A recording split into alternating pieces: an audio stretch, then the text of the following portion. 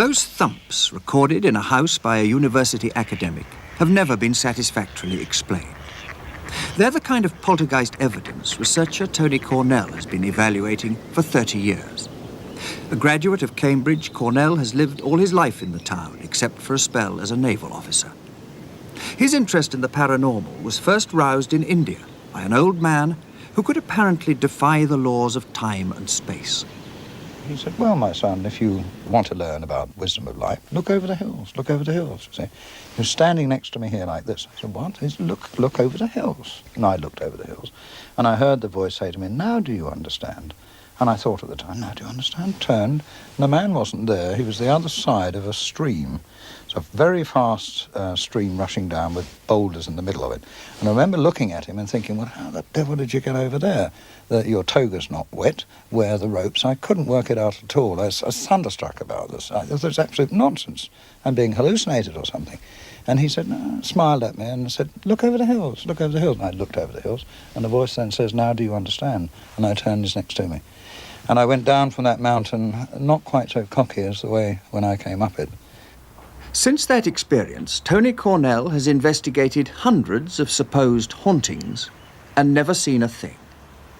Yet his latest case, a chest of drawers with an apparent life of its own, shows his search for the truth to be unflagging. The drawers of the chest, which is kept in a storeroom, have been opening apparently when no one's there. So at the owner's request, Tony and two young physics graduates have wired it to a camera and a computer. The case has many typical poltergeist ingredients. They'd had plates thrown about. They'd had a vase sail across the room 15 feet. They'd had various disturbances, hearing things but never seeing it. They wanted this thing cleared up. They thought they got a poltergeist in the house. They didn't like this chest of drawers behaving the way it was. They didn't like all the other things they had had, so in we go. It's at this point where experienced investigators have to consider whether they're being spun a line. Magician David Berglas's stage billing is International Man of Mystery, but he's also a trained psychotherapist and vice chairman of the Committee for Scientific Investigation into Claims of the Paranormal. One poltergeist case he investigated in Holland showed how quite young children can bamboozle the adults around them. In this house, the clock hands kept bending. And it happened even when apparently nobody was in the house. It happened when the family had gone on a holiday. There was a father, mother, and a little boy. Obviously, they suspected the boy at first. Then they found that he couldn't have done it because he'd been on holiday. When I came along and talked to the family, they were quite convinced that somehow I would get to the truth, whatever it might be. When I came to the little boy, I decided to play it very cool rather than being the heavy investigator, and I put my arm around him and I said, Eric, so why did you do it? He assumed that I already knew, so he said, just for fun. At that moment, the whole thing had been solved. And there are some of the cuttings, as you can see. This one says, David Berglas solves the clock mystery. It was then up to me to try and find the exact way it had been achieved. For instance, why did the father manage to swear to it that it had happened when they were on holiday?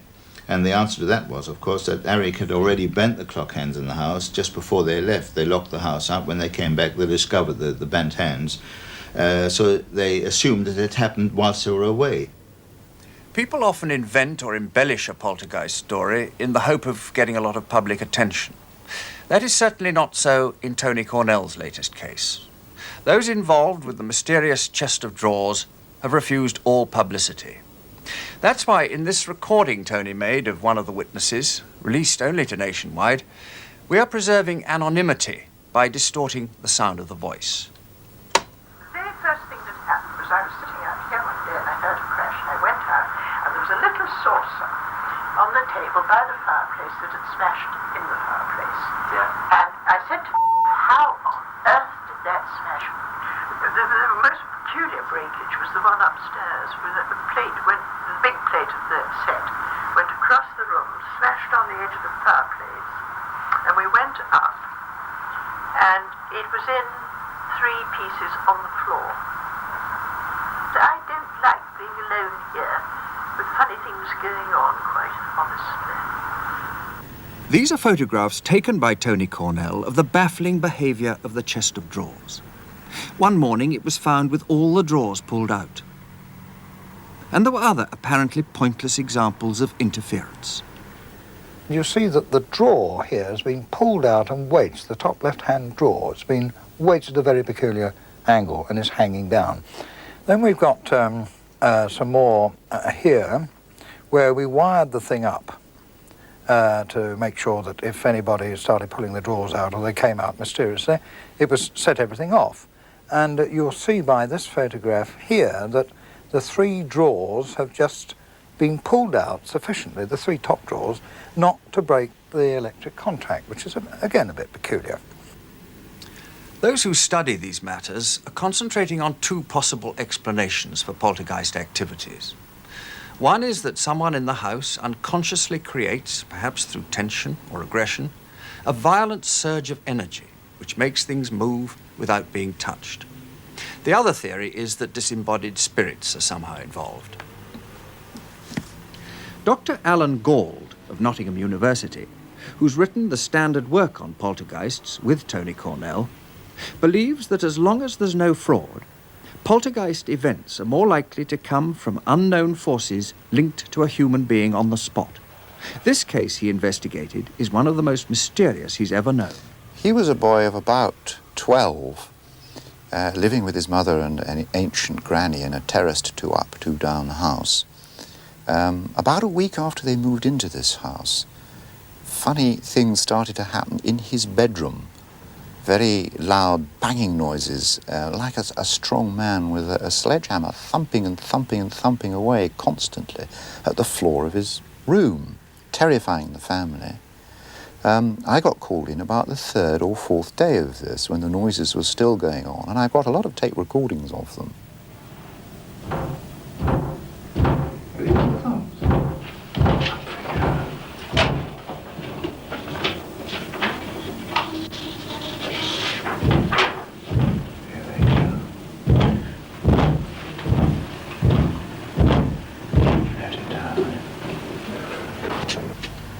I once heard 200 of these very loud bangs, one after the other. And clearly, this lad couldn't have been doing them, or at any rate, he couldn't have been doing all of them, because he was observed while they were going on a number of occasions. He came downstairs while the noises continued upstairs in his bedroom. Actually, we took the floor of the bedroom up to see if there was machinery laid under it, and there wasn't. Startling evidence, certainly, but real proof is more elusive. To try to achieve it, Gauld and Cornell have bought the allegedly haunted chest so they can wire it up to their electronic equipment and almost dare it to misbehave. Technology may help to make fraud a bit harder to achieve, but magician David Berglas shows that it can also be used to fool the unsuspecting. Sometimes people make mistakes. I mean, they play around with lights and they go, hey. Is it serious? No, that was funny. It's funny we should just be talking about that, you see. But you see, you mustn't be fooled, because even a thing like that can be set up. If I go like that, I can put it on again. But it looks mysterious, doesn't it? It sure does. Yes. But are you saying that was a trick? That was definitely a trick, I can assure you. Both Tony and I have come across a number of cases, sometimes quite entertaining cases, in which fraud has been practiced. While I was talking to Dr. Gauld, a telephone call from somewhere in East Anglia, where the chest of drawers had been, announced that there'd been another incident. And Tony Cornell set off yet again to investigate. Later, he reported back. This is ridiculous, honestly. I believe it. Look, I've just been down there when you were being filmed, and what they've now had is they've had a picture thrown on the top floor from a position down here towards the fireplace, and it's smashed. This is the old staircase, is it? That's right. Yeah. See, the last incident was at the top here. Now they've got one from here. But I just can't make it out. I don't think anybody's fooling around. I think that's genuine. And how much of the rest is? I didn't get the impression that I was having my leg pulled. No, nor did I. So the mystery deepens, does it not? It does. Tony Cornell was for 11 years chairman of Cambridgeshire County Council Planning Committee. And his way of establishing any dirty work at the crossroads is one which Hercule Poirot would doubtless recommend. He maps out each incident and then plots the position of everyone in the house at the time. If there are 38 events, as there are here, there'll be 38 individual plans showing the position of the person when the thing happened, or if there's more than one person, where 3 people are, for instance, as in this particular case. You've got to do that because you've got to find out whether or not they're taking you for a ride or not, or whether it's After genuine. 30 years of hunting and never finding the final proof that convinces beyond doubt, what drives Tony Cornell to keep on trying? That's a very interesting question I've ever asked myself after I've been sitting up in a house all night and feel damn tired the next morning. I used to say, and I think I still say, to try and make sense out of what appears to be nonsense. Because a lot of this stuff does appear to be nonsense. What keeps me going? It's, I think, so far, a field that has not been yet fully explained. Allowing for the fact there's a lot of fraud, there's a lot of delusion, there's a lot of wishful thinking, there still is a hard core of something that has yet to be explained. And it's a challenge. Meanwhile, back at the storeroom, 3 more pieces of crockery have been broken, and in Tony's house, the chest is wired up so that if in the small hours the drawers suddenly fly open without human agency, it'll be immortalized on sound and film. So far, nothing. But we'll keep you posted.